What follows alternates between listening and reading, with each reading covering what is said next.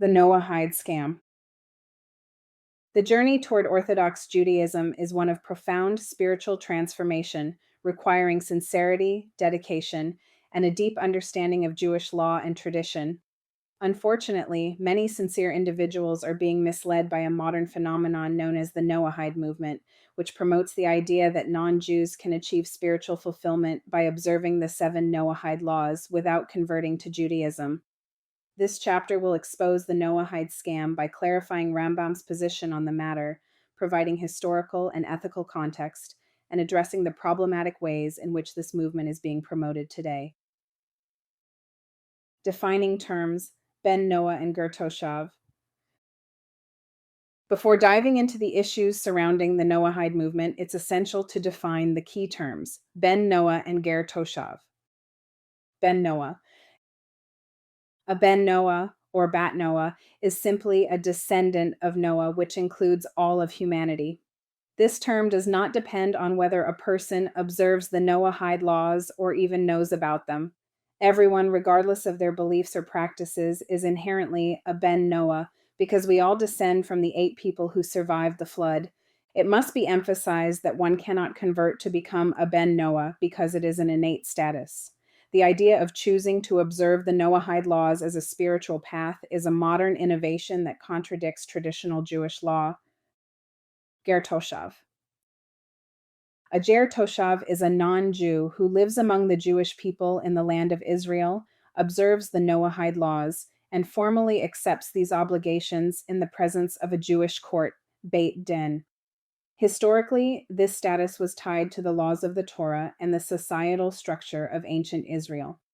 There are 3 opinions in Jewish tradition about what a Gertoshav is required to observe, as discussed in the Talmud, Avodah Zarah 64b, and codified by Rambam, Hilkot Melachim 8:10-11. First opinion: a Gertoshav observes all the mitzvot of a Jew except for one. They are permitted to eat nevela, an animal that died without proper slaughter. This opinion highlights the ideal that all people should strive to follow God's commandments as fully as possible.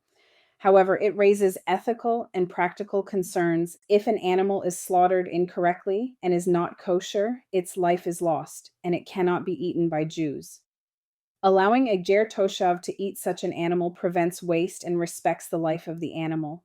Despite this logical exception, this opinion still creates a tiered system, making a Gertoshav second-class citizens who are excluded from full participation in Jewish life. Second opinion: a Gertoshav observes the 7 Noahide laws. This is the opinion that Rambam Maimonides codifies as halakha, Jewish law. Third opinion: a Gertoshav is not required to observe any specific laws beyond refraining from cursing God. This opinion is clearly untenable, as it would allow non-Jews to engage in unethical behavior, such as theft and murder, without consequence. This contradicts the very purpose of the Noahide laws, which are meant to establish a basic framework of ethical monotheism. The halakha was decided according to the second opinion, which requires a Gertoshav to observe the 7 Noahide laws under threat of death. Rambam's codification of this opinion is the basis for our understanding of Gertoshav, and we will explore his rulings in detail in the following sections. The Torah as an inheritance.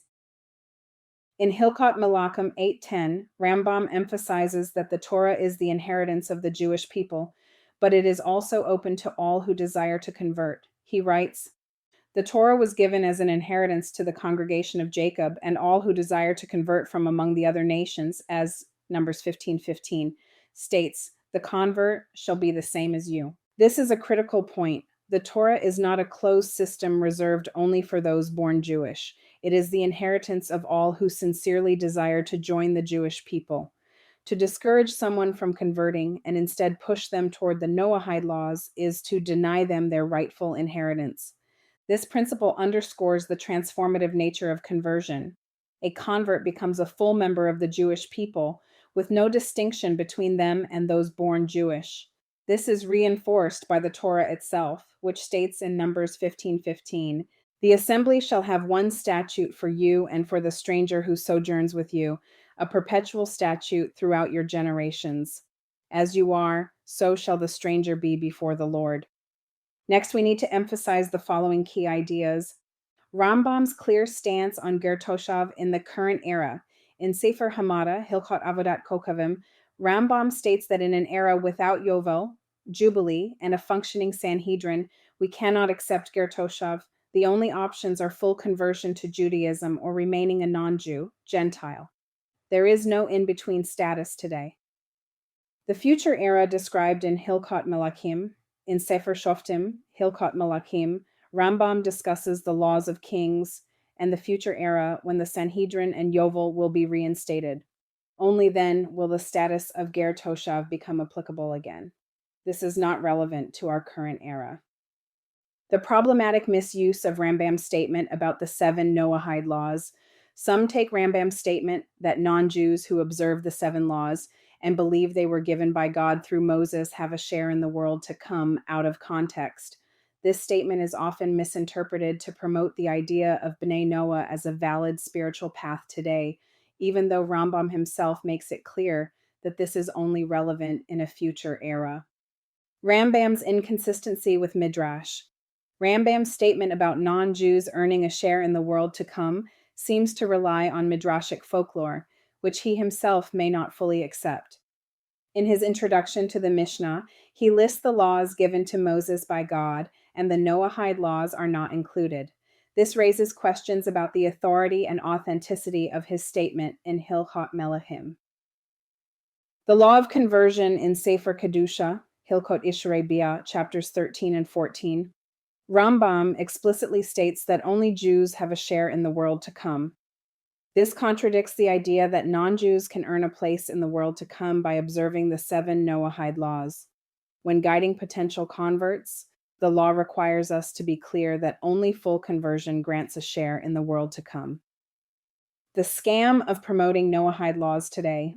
Many rabbis and organizations push the idea of Bnei Noah as a valid spiritual path, often taking Rambam's statements out of context. This creates confusion and misleads people who might otherwise pursue conversion. Rambam's clear position in Sefer Hamada should have been reiterated in Hilchot Melachim to avoid this confusion. Let's start with the first point mentioned above. We need to point out that Rambam's Mishneh Torah is the only complete codification of halakha that we have to this very day. It consists of 14 volumes, and what we are about to quote is in the very first book, which is Sefer Hamada, Book of Knowledge, in section Hilchot Avodat Kokavim, Laws of Star Worshippers, which was synonymous with Gentiles. Chapter 10, Halakha 6. Even a temporary resident or a merchant who travels from place to place should not be allowed to pass through our land until he accepts the 7 universal laws commanded to Noah and his descendants. As Exodus 23:33 states, "They shall not dwell in your land," i.e., even temporarily. A person who accepts these 7 mitzvot is a Gertoshav. A Gertoshav may be accepted only in the era when the laws of the Jubilee year are observed. In an era when the laws of the Jubilee year are not observed, however, we may accept only full converts to Judaism. Notice how clear he makes those last 3 sentences. Also, it's very important to remember that this is the first book chronologically in his Mishneh Torah. This is important because he expects that you are aware of this critical point that we just read when you come to all of the other sources that we are going to quote. When we go on to discuss the other sections that are taken out of context, remember that this is the missing puzzle piece that so many people don't have when they are quoting his later books, specifically the last one or the 14th book, Sefer Shoftim in Hilchot Melachim. I will type it again so that it is etched in your memory to be on your mind at all times as we discuss every other statement in this section. A person who accepts these 7 mitzvot is a Gertoshav. A Gertoshav may be accepted only in the era when the laws of the Jubilee year are observed. In an era when the laws of the Jubilee year are not observed, however, we may accept only full converts to Judaism. This was the point being referred to here. Rambam's clear stance on Gertoshav in the current era. In Sefer Hamada, Hilchot Avodat Kokavim, Rambam states that in an era without Yovel, Jubilee, and a functioning Sanhedrin, we cannot accept Gertoshav. The only options are full conversion to Judaism or remaining a non-Jew, Gentile. There is no in-between status today. Now we can move on to the next section, which chronologically is the 14th book in Mishneh Torah, where this topic comes up again. The future era described in Hilkot Malachim, in Sefer Shoftim, Hilkot Malachim, Rambam discusses the laws of kings and the future era when the Sanhedrin and Yovel will be reinstated. Only then will the status of Gertoshav become applicable again. This is not relevant to our current era. Rambam's clear position in Sefer Hamada should have been reiterated in Hilkot Malachim to avoid this confusion. In other words, what he said in his first book is still applicable when he got to the last book, but with so much space in between the first and the 14th book, it should have been reiterated here for anyone who only read the 14th book. The title Hilkot Malachim, Laws of Kings, is the first clue that we are referring to a future era, since obviously today we do not have kings. But to remove any doubt whatsoever, let's look at chapter 11, Halakha 1. It states, in the future, the Messianic king will arise and renew the Davidic dynasty, restoring it to its initial sovereignty. He will build the temple and gather the dispersed of Israel. Then, in his days, the observance of all the statutes will return to their previous state. We will offer sacrifices, observe the sabbatical and jubilee years according to all their particulars as described by the Torah. This means that in the future era, which we are not yet in, we will have a king again, and we will have a Sanhedrin, which will declare that the Jubilee is back in place. And then as a result of that, we will once again be allowed to accept Gertoshav. The problematic misuse of Rambam's statement about the 7 Noahide laws. Some take Rambam's statement that non-Jews who observe the 7 laws and believe they were given by God through Moses have a share in the world to come out of context. This statement is often misinterpreted to promote the idea of B'nai Noah as a valid spiritual path today, even though Rambam himself makes it clear that this is only relevant in a future era. The problem of misquoting Rambam. Rambam is often misquoted to suggest that any non-Jew who observes the 7 Noahide laws automatically merits a share in the world to come. However, Rambam's position is far more restrictive. Rambam, Mishneh Torah, Hilkot Malachim 8:11. Rambam states that a non-Jew who observes the 7 Noahide laws because they were commanded by God through Moses at Sinai is considered a Chassidi Umot Haolam, righteous among the nations, and has a share in the world to come. However, if they observe these laws purely out of rational or moral conviction, severa, they are not considered a Chassid Umot Haolam and do not merit a share in the world to come. This means that according to Rambam, if you follow the 7 laws simply because you think it's a good idea to not murder people and to not steal from people, and you keep those 7 laws perfectly, because in your mind, that's the right thing to do, and you are just doing your part to be a good member of society, your reward is nothing at all. Even if you are teaching your children to live by these standards for the good of the world, you and your family are not going to get any share in the world to come unless you also believe the midrash, folklore, and legend that he is presenting here, which is the midrash that God told Moses to instruct the non-Jews to keep these 7 laws, which is a midrash that not even all of the rabbis in the Talmud agree with. This means that there is not the consensus that it is often presented as. Do the people that are telling you Rambam's opinion here ever disagree with Rambam on anything else? The obvious answer is yes. What about big rabbis in the Talmud? Do any of them disagree with him on this? The answer is, again, yes. This is a critical qualification that is often omitted in popular discussions. Opinions that non-Jews have no share in the world to come. There are opinions in Jewish tradition that explicitly deny non-Jews a share in the world to come, even if they observe the 7 Noahide laws. Tosefta, Sanhedrin 13:2. This text states that non-Jews do not have a share in the world to come, as it is reserved for Israel. While this view reflects a more exclusive perspective, we will see that it aligns with what we are supposed to tell a convert when they come to convert. Rashi on Sanhedrin 105a, Rashi comments that non-Jews do not have a portion in the world to come unless they convert to Judaism. This view aligns with the idea that the covenant with God is exclusive to the Jewish people. Rabbi Yehuda Halevi, Kuzari 115. Rabbi Yehuda Halevi argues that non-Jews do not have the same spiritual potential as Jews, and are not included in the same covenant. While he does not explicitly address the world to come, his emphasis on the unique spiritual status of the Jewish people implies a more limited role for non-Jews in the afterlife. Opinions that non-Jews have a lesser share in the world to come. Even among those who grant non-Jews a share in the world to come, there are opinions that their share is not equal to that of Jews. The Talmud discusses the idea that non-Jews who observe the 7 Noahide laws are considered righteous, but their reward is not the same as that of Jews. This implies a hierarchy in the world to come.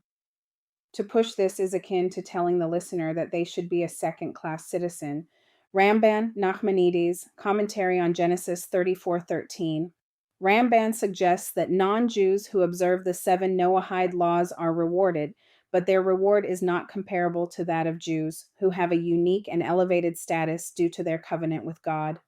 Talmud Avodah Zarah 2b to 3a. The Talmud discusses the concept of Chassidei Umot Haolam, but does not provide a clear consensus on their status in the world to come. Some interpretations suggest that their reward is limited. Midrash Sifrei Devarim 343. This text emphasizes the unique relationship between God and the Jewish people, suggesting that non-Jews do not have the same spiritual standing. Rabbi Joseph Albo, Sefer Haikarim 125. Rabbi Albo argues that non-Jews can achieve a level of righteousness, but their spiritual status is inherently different from that of Jews. The idea that non-Jews who observe the 7 Noahide laws automatically merit a share in the world to come is a simplification of a much more complex and contested issue in Jewish thought. Rambam's position, often cited as the primary source for this idea, includes significant qualifications that are frequently overlooked. Moreover, there are dissenting opinions that deny non-Jews a share in the world to come, or suggest that their share is lesser than that of Jews. Rambam, Hilkot Malachim 8:11, revisited. Rambam explicitly states that non-Jews must observe the 7 Noahide laws because they were commanded by God through Moses at Sinai. If they observe these laws for any other reason, e.g., rational or moral conviction, they do not merit a share in the world to come. This condition is often ignored in popular discourse. Rambam, Hilkot Malachim 10:9. The general principle governing these matters is they are not to be allowed to originate a new religion or create mitzvot for themselves based on their own decisions. They may either become righteous converts and accept all the mitzvot, or retain their statutes without adding or detracting from them. If a Gentile studies the Torah, makes a Sabbath, or creates a religious practice, a Jewish court should beat him and punish him. Here we see that the world has already progressed past this point, and the entire world is free to study Torah. This is how every potential convert comes to us, as a result of learning what the Torah has to say about the invitation that the entire world has to enter the covenant with Hashem, the same covenant that we entered into at Mount Sinai. Rambam's inconsistency with Midrash. Rambam's statement about non-Jews earning a share in the world to come seems to rely on Midrashic folklore, which he himself may not fully accept. In his introduction to the Mishnah, he lists the laws given to Moses by God, and the Noahide laws are not included. This raises questions about the authority and authenticity of his statement in Hilkot Melachim. In his introduction to the Mishnah, Rambam lists 30 laws that were given to Moses at Mount Sinai, detailing various halakhic traditions, but does not include the principle that Noahides must accept 7 laws as divine commandments from Sinai to receive a share in the world to come. Do rabbis have the authority to decide what happens to people when they die? Deuteronomy chapter 29 tells us that the covenant is not only with the people who were there that day, but also with the people who were not there, and that the secret things are for Hashem only. What has been revealed is for us and our children to do, meaning the commandments in the Torah are what has been revealed, and that is what we are to do, as in follow. It is not one of the commandments to offer a system following 7 laws, which is less than the 10 commandments that the potential convert was following in their previous religion before they came to convert. Historical context. For the last 2,000 years, there has been no community anywhere in the world that offered the Noahide laws as an alternative to conversion. This is because Jewish communities have always understood that the law prohibits accepting Gertoshav in the current era. Historically, non-Jews who were interested in Judaism were encouraged to convert fully or remain Gentiles. There was no in-between status. The Noahide movement as an alternative to conversion began in the 1990s, coinciding with the rise of Chabad's Kiruv movement. Chabad began reaching out to non-observant Jews to bring them back to religious observance. Non-Jews who encountered these efforts were drawn to the ideas but were not included in Chabad's mission. Influenced by their belief that the Lubavitcher Rebbe was the Messiah, Chabad began promoting the Noahide laws as a spiritual path for non-Jews, even though the full reinstatement of Gertoshav status would require the Messianic era to be fully realized. At this point in time, I think it is safe to say that the vast majority of us are comfortable saying that the ones who feel like the Messiah has arrived are either mistaken or have been misguided. The law of conversion in Sefer Kedusha, Hilchot Isharei Bia, chapters 13 and 14. Rambam explicitly states that only Jews have a share in the world to come.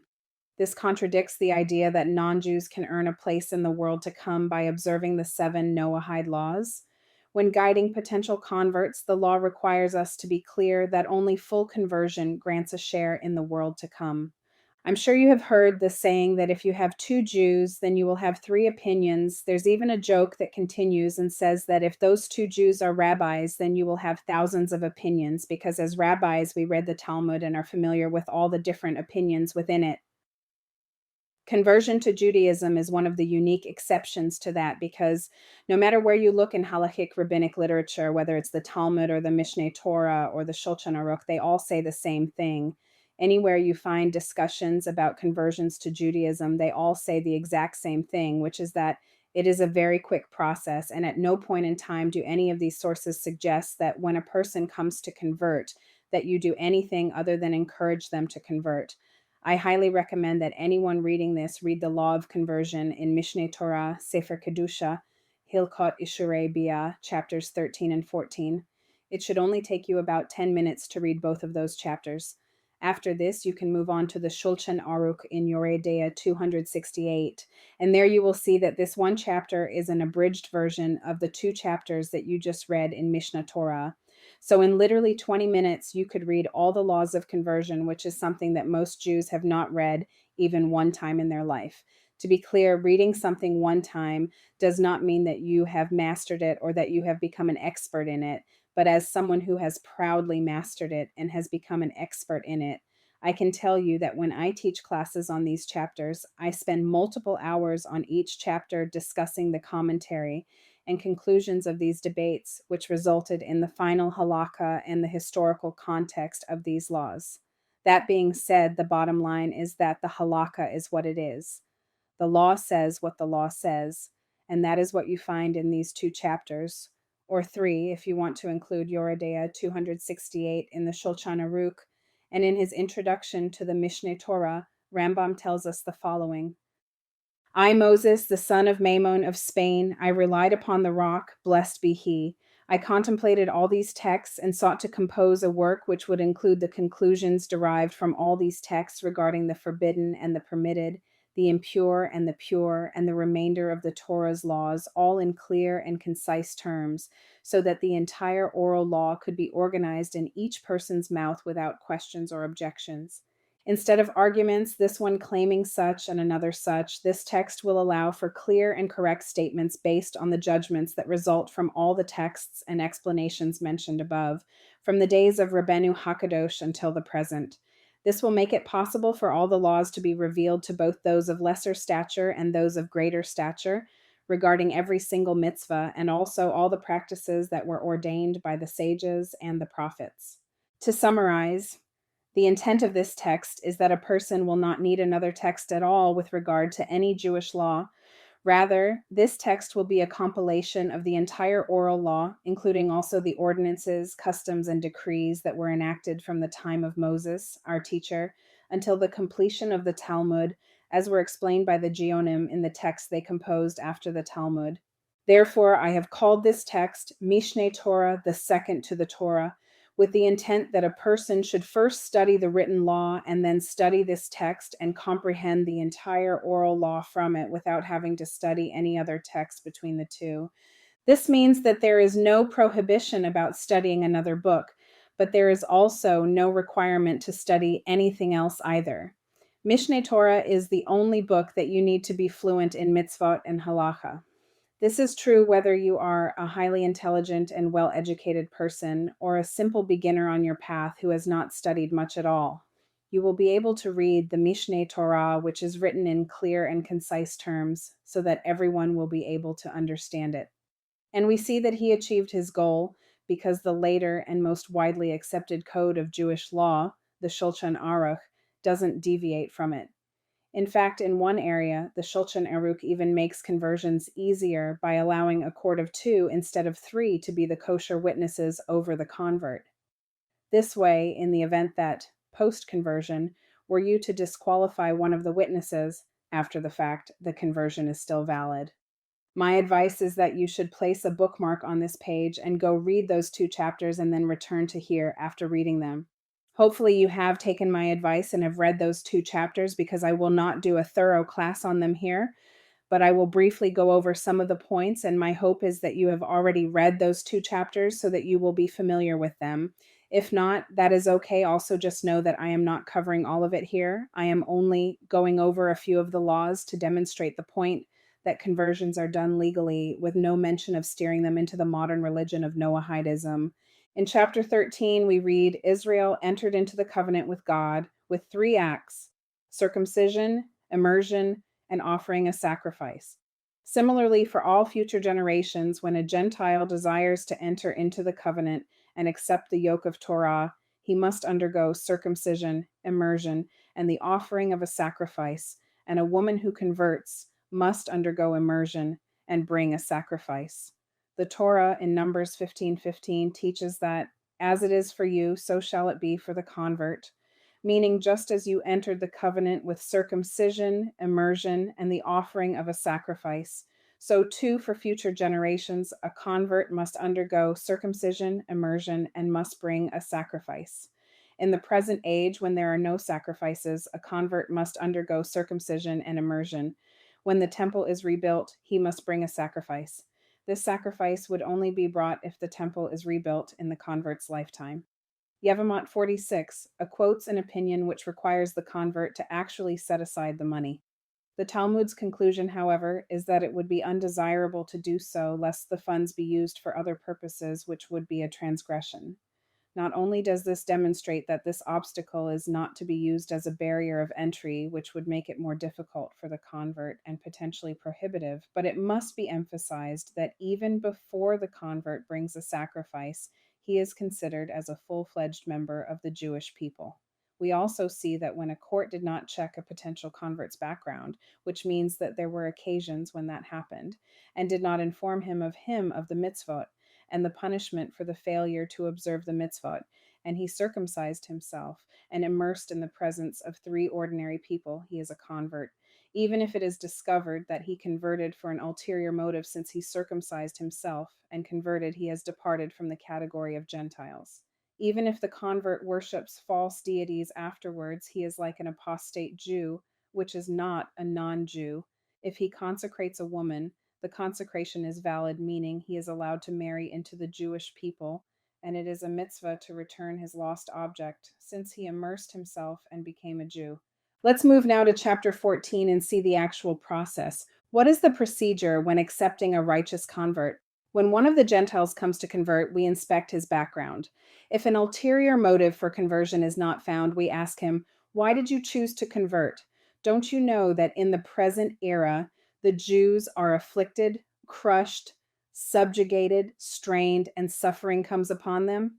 If he answers, I know, would it be that I be able to be a part of them? We accept him immediately. So from the first halakha in this chapter, we see that the potential convert is already accepted immediately.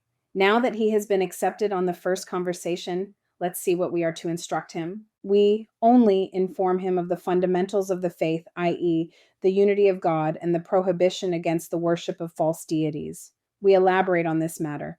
We inform him about some, not all, of the easy mitzvot and some, not all, of the more severe ones. We do not elaborate on this matter. The halakha gives us specific examples to be used regarding Shabbat and keeping kosher. We tell him, before you came to our faith, if you partook of fat, you were not liable for your soul to be cut off. If you desecrated the Sabbath, you were not liable to be stoned to death. Now, after you convert, if you partake of fat, you are liable for your soul to be cut off. If you desecrate the Sabbath, you are liable to be stoned to death. We do not teach him all the particulars lest this cause him concern and turn him away from the good path to a bad path. The good path being the path that he is on while coming to convert, and the bad path being whatever path he would be on if we did not convert him. For at the outset we draw a person forth with soft and appealing words, as Hosea 11:4 states, with cords of man I drew them forth, and then continues, with bonds of love.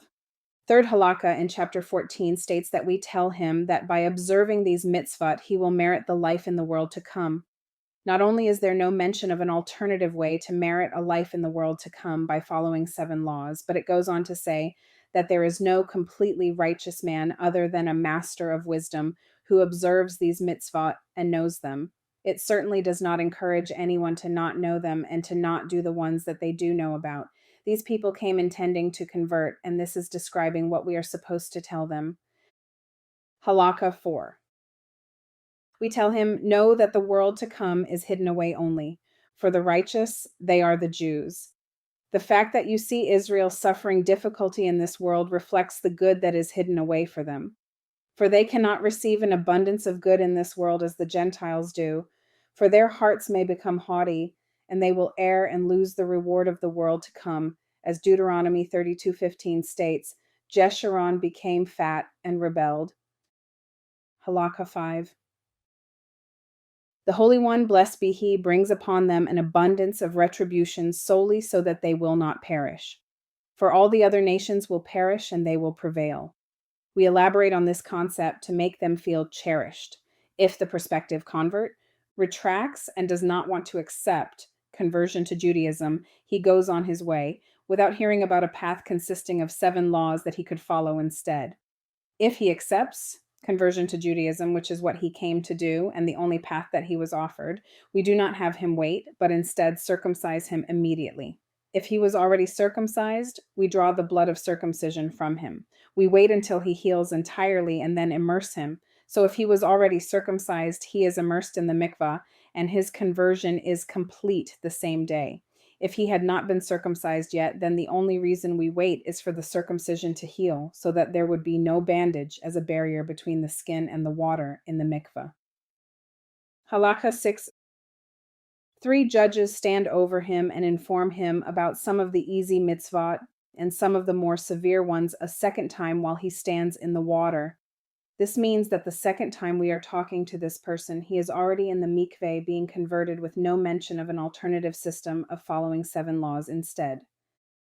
Halakha 7. What is meant by a resident alien, Gertoshav, the Gentile who makes a commitment to not worship false deities and to observe the other 6 universal laws commanded to Noah's descendants. He does not circumcise himself nor immerse. We accept this commitment, and he is considered one of the pious Gentiles, only in an era when we are allowed to accept them. Why is he called a resident? Because we are permitted to allow him to dwell among us in Eretz Yisrael.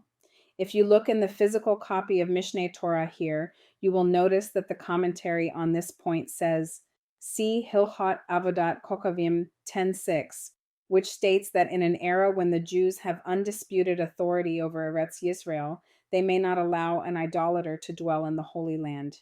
Even a temporary resident or a merchant who travels from place to place should not be allowed to pass through the land. Only when a Gentile accepts these 7 universal laws is he granted this privilege. The rationale for the Rambam's ruling is derived from the proof text he cites, Exodus 23:33. They shall not dwell in your land, lest they cause you to sin against me. Since Gentiles may turn into a negative spiritual influence, they should be prevented from dwelling in the land. If, however, a Gentile has made a commitment to the observance of these 7 laws, he will not lower the moral climate of the land. Although I would argue that if a Gentile were to cheat on his wife with his wife's sister and then lie to his wife about the affair, while he has not violated any of those 7 laws, we see this in Hilchot Melachim chapter 9, halakha 5, where it lists the prohibited relations, and this would not be a violation for them. I think that today most of us would say that he is bringing down the moral climate of the land. This shows that the world has already progressed past this bare minimum low standard during these last 2000 years when we have not been allowed to accept them and have been following the halakha of only offering full conversion to Judaism. Halakha 8. We accept resident aliens, Gertoshavim, only during the era when the Jubilee year is observed. The Jubilee must be observed only when the entire Jewish people are dwelling in Eretz Yisrael. Therefore, when the tribes of Reuben and Gad and half of the tribe of Manasseh were exiled by the kingdom of Assyria that took place approximately 150 years before the destruction of the first temple, the laws of the Jubilee ceased to be observed according to scriptural law. See Hilchot Shemitah V'Yoval 10:8. In the present era, even if a Gentile makes a commitment to observe the entire Torah with the exception of one minor point, he is not accepted.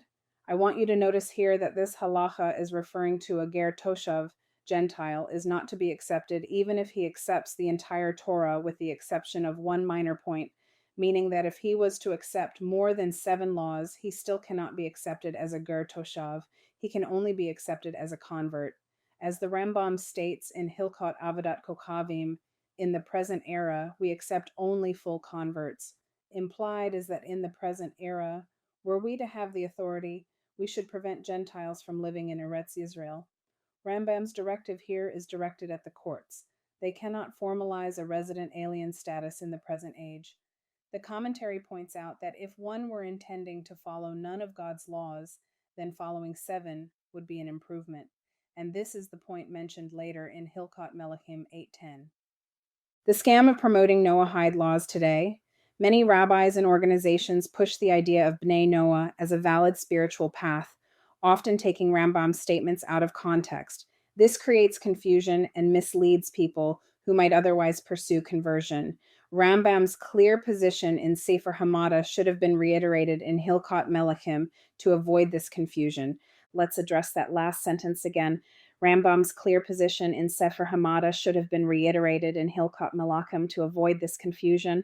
I have already addressed why it is problematic earlier in this chapter, but I would like to demonstrate how this problem actually manifests into real situations today. Because the Mishneh Torah is the only complete codification of halacha that we have to this very day, it should, in my opinion, be the book that is studied the most to learn halacha. In fact, even places like Chabad have it on their website so that anybody who wants to learn it can do so for free. However, because the Shulchan Aruch is chronologically later, it has become a more widely accepted code of Jewish law, even though it isn't complete. It only deals with things in the diaspora, so there are many things that you won't find there that if you want to learn, you have to go to the Mishneh Torah, and this is one of those things. So what happens is they quote the sentence in the 14th book, which says that Rambam believes that a person who keeps those 7 laws because he believes that God instructed Moses to convince Gentiles to do so will get a share of the world to come. But because what is mentioned in the first book was not reiterated here in the 14th book, many rabbis who are less familiar with Mishneh Torah do not get the missing puzzle piece located in the first book that connects the dots in the 14th book, so they lack the full picture. Or in other words, they take that one sentence in the 14th book out of context and then build an argument based off of a false premise. This is done for 2 different reasons. One is out of ignorance, which is not to say that they are stupid, because to be ignorant about something just means you have not become well educated on it yet. We are all born ignorant, but in this day and age, to remain that way is a conscious choice. The second reason rabbis take this sentence out of context is because they have nefarious motives. They do not want people to convert to Judaism. I personally have seen examples of both. I had a conversation with one that I used to be friends with, and we debated this topic for several days. And in that conversation, he acknowledged that he is now aware of all of these sources, and he confirmed that he knows what these sources say, either because he was already aware of them or because I brought them to his attention. After that conversation, he posted a video of himself talking to a group of people who gave him a large amount of respect because they knew he was a rabbi and they trusted him as an ambassador of God to be an honest person who would advise them with honesty. In that conversation, he quoted the one sentence from Rambam that fit his narrative, which was that these people should not convert to Judaism, and he told them that he is not aware of any other source that contradicts this lie that he was telling them, yet he had already made it clear to me that he was in fact aware of other sources. This shows that in this example, he was not ignorant. He had a nefarious motive and had no problem publicly demonstrating that he had no problem deceiving these people that trusted him to not do that. There are other examples that I could list that he should be very ashamed of, but my point of bringing this up is not to create a record of all the reasons why nobody should trust or believe what he has to say. When he chooses to speak on this particular topic, my reason for bringing this up is only to demonstrate that when you see rabbis pushing this Noahide scam, you have to ask yourself the following: does he not know the full details of this topic that he is speaking on if he is omitting these sources? Or is he lying by omission because he has an agenda and he doesn't want the less knowledgeable audience to be aware of, which robs them of their to make a fully informed decision? It's very unfortunate that we have to ask ourselves these questions today, but having the ability to choose not to remain ignorant, which is the way we were born, is a blessing that all of us have today. That means that we can love and support something without just blindly following it because it was presented to us by somebody with a beard and a black hat. And we don't just have to thank the inventions of this generation, like the internet. We owe some gratitude to the Rambam for giving us the Mishneh Torah, which took this monopoly of information away from the rabbis and put it into the hands of each individual should they choose to read it. This was one of his stated goals in the introduction.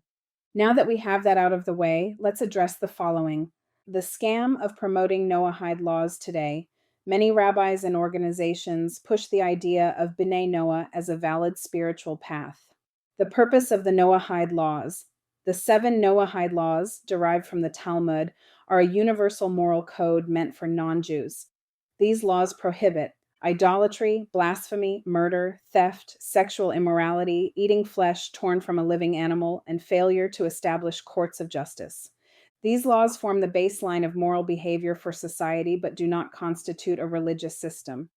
They lack commandments related to prayer, holidays, ritual purity, dietary restrictions, or a deeper connection to Hashem. By contrast, Judaism is a comprehensive way of life, not just a set of prohibitions. A convert does not simply accept additional commandments, but undergoes a transformation, becoming fully integrated into the Jewish nation. Offering the Noahide laws as an alternative ignores the aspirational and communal aspects of Judaism. This distinction is clear in the Rambam's Mishneh Torah, where he explains that Noahides only need to follow these 7 laws to avoid divine punishment, but they do not receive the same spiritual reward as those who follow the Torah, Hilchot Malachim 8:10-11. Furthermore, the Rambam rules that a non-Jew who fully commits to the Torah and its mitzvot must convert. They cannot create a hybrid status, Hilchot Isharei Biyah 13:4. The historical role of converts in Judaism. Throughout Jewish history, sincere non-Jews who sought truth were encouraged to convert rather than remain in a Noahide status. The Torah repeatedly emphasizes welcoming the jar, convert, and rabbinic literature focuses on the proper procedure for conversion, not on discouraging it.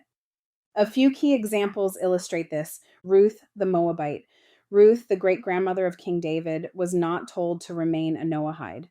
Instead, she was welcomed into the Jewish people despite the strict prohibition against Moabite converts. Her famous declaration, "Your people shall be my people, and your God shall be my God," Ruth 1:16, epitomizes the desire for full inclusion, not a secondary Noahide status. Onkelos the convert. Onkelos, who translated the Torah into Aramaic, was a Roman nobleman who chose to convert rather than simply admire Judaism from afar. A Roman emperor sent soldiers to bring him back, but he convinced them of the truth of Judaism, and they too converted. No one suggested they should remain Noahides. Tavi the servant, the Talmud, Sukkah 20b, describes Tavi, the servant of Rabban Gamliel, as a righteous Noahide who diligently followed mitzvot despite being halakhically ineligible to convert.